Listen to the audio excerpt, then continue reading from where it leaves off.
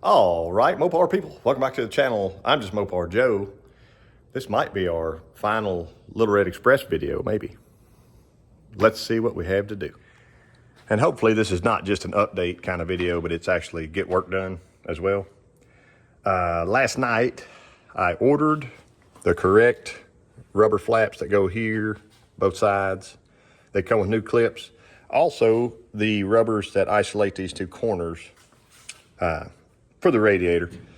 So all that stuff's coming in. I still got to order the correct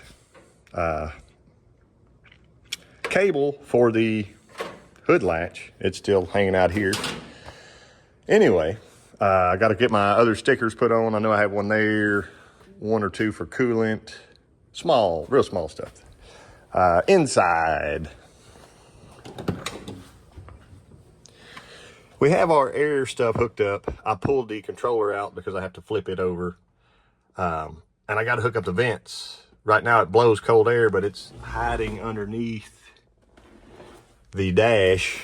So I need to hook the actual hoses up to the vent so they'll work and blow out properly. That'll be a nice touch, obviously. I want to drive it and do a little more tuning. So maybe that deserves its own episode. I don't know. Brakes, rear brakes.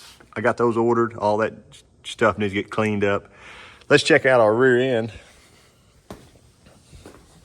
I know that's the prettiest little chrome cover in all the land.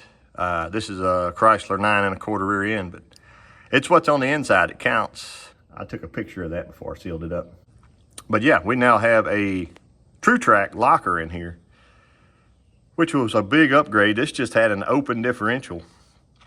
And there's arguments on the internet. Little Red Express all came with sure grips, or they all came with this or that or whatever. I'm not a part of the argument. I'm part of the solution.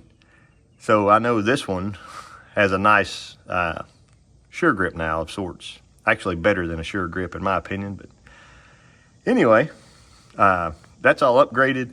New brakes are coming in today. They'll be here at 11 o'clock, and I'll get those installed before we take our next test drive. I'm double teaming here. I got my brake parts and drum cleaning up in the sonic cleaner. You can probably hear that. The drum barely fits, and you got to rotate a little bit. Anyway, remember that terrible exhaust leak from the last video? Here's where it was happening. Right there. See that little bottom right side corner that actually rounds off? It's not a corner. Let me show you the gasket. Here we are. Let me move it off that one.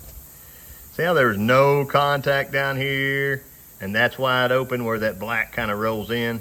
It was just shooting exhaust straight out of there. Here's the rim flex that everybody recommends and loves. See how it's nice and curved over? This stuff's supposed to be good to 3,000 degrees, so highly recommend trying that. I'm glad we have it for this one, but seeing that little spot, that makes me feel better. And if that gasket does not fix it for us there, I may have to pull that header off and weld that corner in if they ended up doing a big wide open hole like that.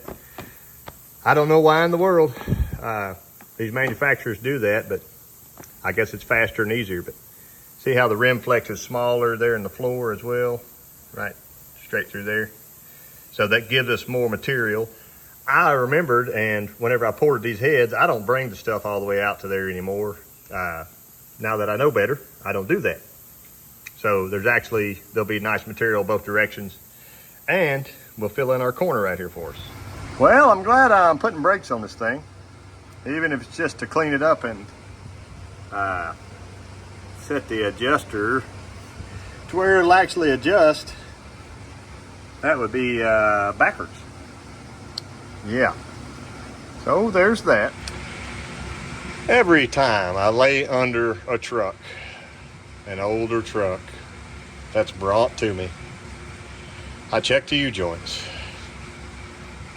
And I'm moving this one, and I thought, I could feel a little slack. I think it was mostly in the transmission.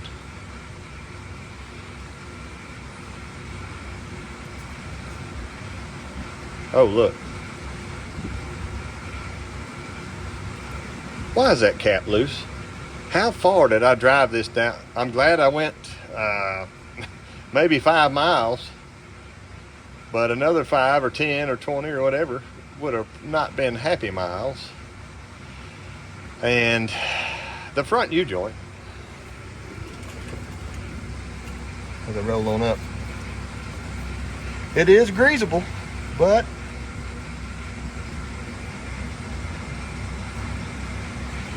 she's starting to slack out, so I might as well put U-joints in it because the man wants to drive it all over and not break down when it's 100 degrees outside. So that's next, I guess. Jay got our rubbers in place, new stickers put on, and now we're ready for a little road trip. Step back and look here. Feels pretty original.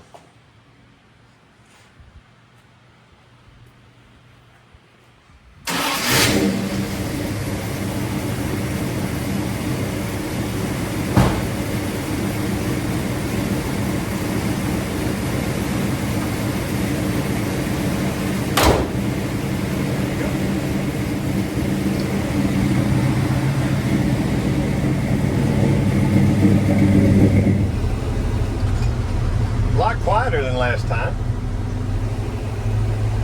I adjusted my kick down a little bit. We got the dash tightened up. Our vents like to flap open and close while you're driving, so I stuck some stuff in there for now to hold those.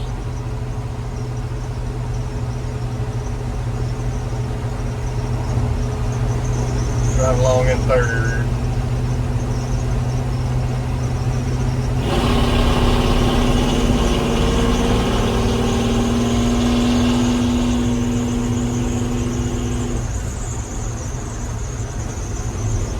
Find that whistling noise. I bet it's a window somewhere.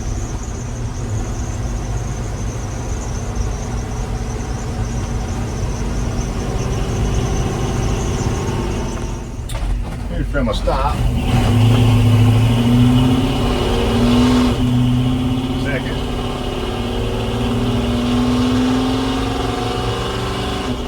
Third.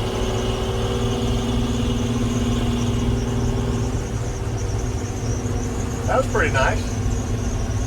I think my linkage is a lot closer now. We'll run up to the gas station. Check it out in a minute. I did have a viewer in the last video ask, why is the steering wheel crooked? And we're gonna find that out here shortly, I think.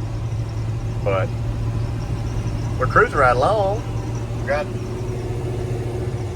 55 pounds of oil pressure, running about 190. Everything's happy.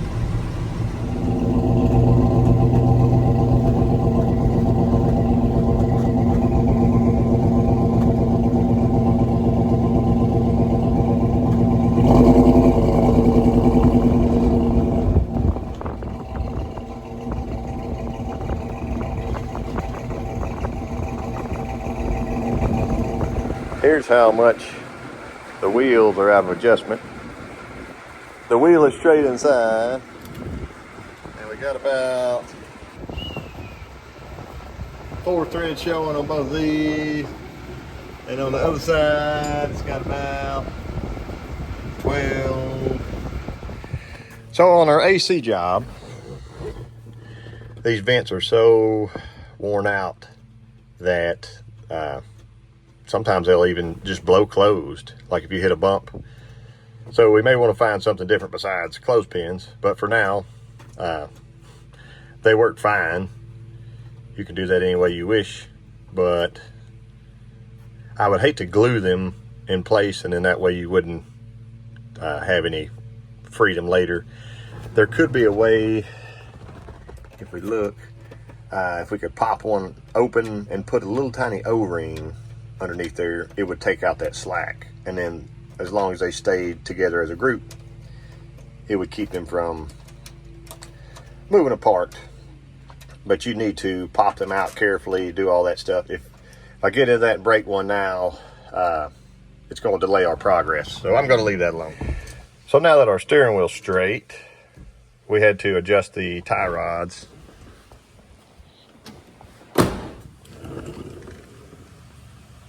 You'll see that side we had to unscrew about 3 rounds. So 3 rounds out on this one and 3 rounds in on that one. And it straightened our wheels right up. Check out our bed liner on the inside of the inner fenders. Turned out really nice. Durable. His new wheels and tires, a lot of people commented about. The US mags, 275/60s. Truck drives really nice. And we're waiting on our cable to get here still, so I can take this off. Fuel gauge issue. I drove this 10 miles and it was totally brimmed full.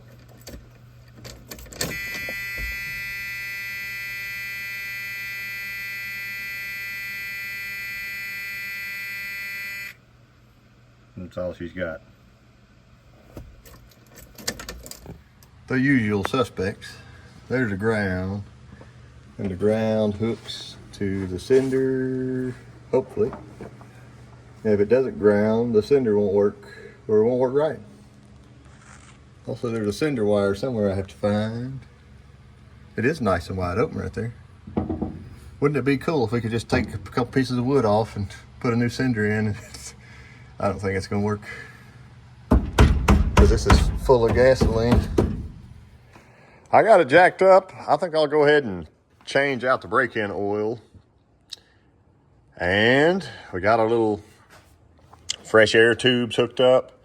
I have driven and tuned the truck now at least. So it is a lot more responsive. I'll try to pop a video of that in real quick. I have a full, I think I want to do an entire tuning video of all the steps I took. And driving the truck around and all that. I've got my AFR meter stuck in the top of that pipe right there, so I could ride around and look at it. The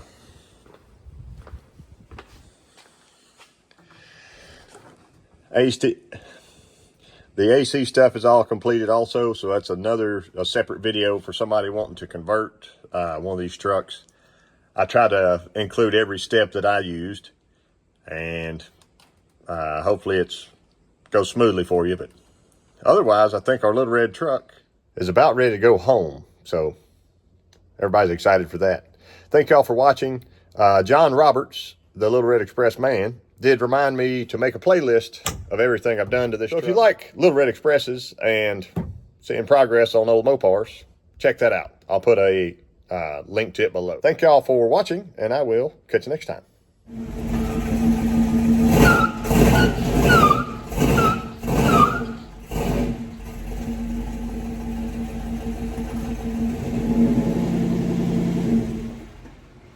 Mission completed.